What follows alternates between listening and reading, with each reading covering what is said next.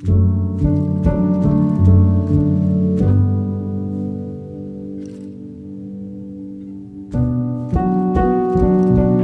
Meryl. I've lived here for 25 years with my husband Norman, and it's fabulous.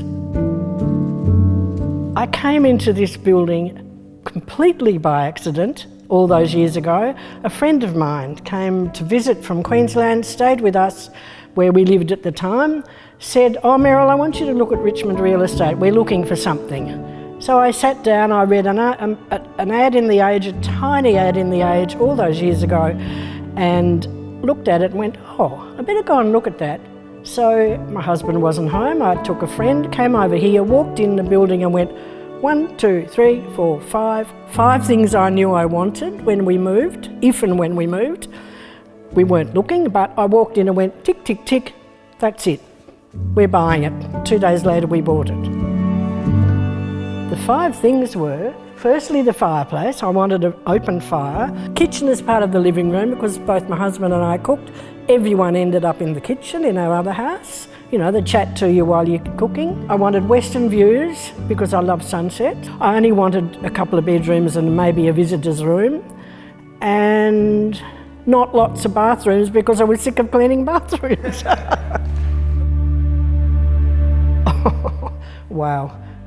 We bought in Richmond unexpectedly and we came and moved up here, and just what I'm looking at now, sitting here looking at with the views from here to the middle of nowhere, the city, the changes in the city over the 25 years have been amazing.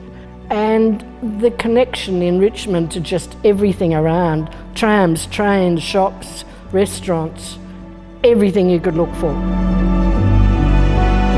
I became very interested in the history of this whole little quarter, particularly this building, because when I went hunting on Trove on the State Library history site, there was very, very little about 129 Richmond Terrace. So I became a bit obsessed and spent some years searching and discovered a bit of the history. It was built as a school for all the little barefoot and fancy-free kids on Richmond Hill. There were no schools in 1858. So 160 years ago, the church apparently were told, you better build a school. So they'd built timber schools next door where those other halls are. Then they came and put this one up. The Reverend Docker, who Docker Street's named after, was the first vicar in the Church of England next door, which was the first church on the hill. The church next door, which is more well known, came 25 years later.